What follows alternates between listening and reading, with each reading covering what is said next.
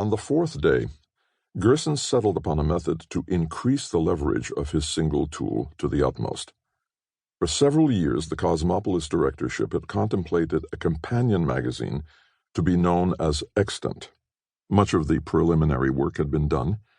The new journal would rely heavily upon Cosmopolis production and distribution facilities, with an editorial policy intended to appeal to a livelier and less sedate readership than that of Cosmopolis. Through a linkage of holding companies, Gersen owned Cosmopolis outright. Now he ordained the instant existence of Extant. Overnight, it came into being. Copy long prepared entered printing machines, and Extant surged out through the Cosmopolis distribution at its to the far edges of the oikumene. To increase its impact on the market, this first issue would be given away free. It featured a remarkable contest certain to attract the attention of all its readers.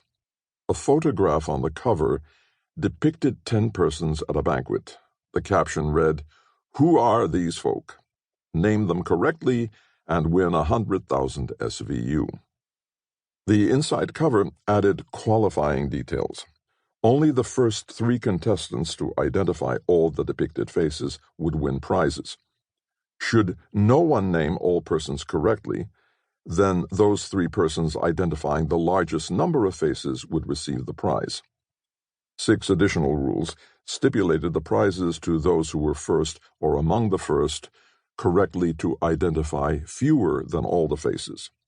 Entries were to be mailed to Extant, Corrib Place, 9 to 11, Pontefract, Aloysius, Vegas 6. Such entries would be adjudicated by members of the Extant staff. Wherever periodicals were sold, Extant impinged on the eye, the more so for the prominent overprint on its cover, "Free." At refuges on the frozen salt tundras of Irta, under the lime trees of Ductus Major, at halts along the cableways of the Midor Mountains, at kiosks along the grand boulevards of Paris and Oakland, on Alphenor, Chrysanthi, Olefane, and Crokinole, and every other world of the Rigel concourse, Extant.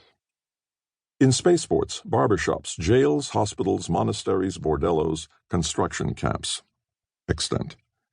Millions of eyes saw the faces, usually with only casual interest.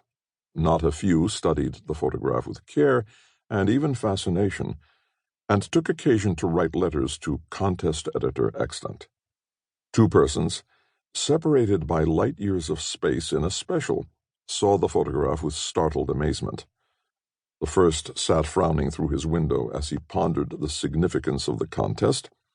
The second, occasionally sounding a rather harsh chuckle, took pen in hand and addressed a letter to contest editor Extant. Gersen decided to move into town, closer to the Extant office. Adels recommended the Pen Wipers Hotel. It is convenient to your office, and quite the best address in town, very respectable. His gaze lingered thoughtfully upon Gersen's costume. In fact what? Nothing whatever. You will be made comfortable at Pen Wipers. They take good care of their guests. I will call to make arrangements. They seldom accept new clientele without favorable recommendation.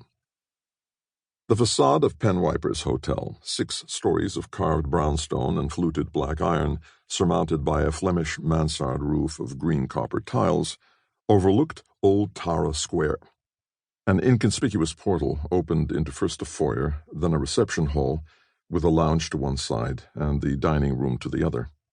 Gersen registered at a counter of carved brown marble, supported by pilasters and corner columns of glossy black gabbro.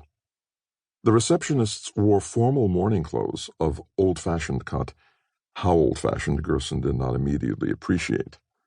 The style, in fact, had changed by not so much as a buttonhole since the hotel's opening 1,100 years before. At the Pen Wipers and in Pontefract generally, tradition yielded grudgingly, if at all, to novelty.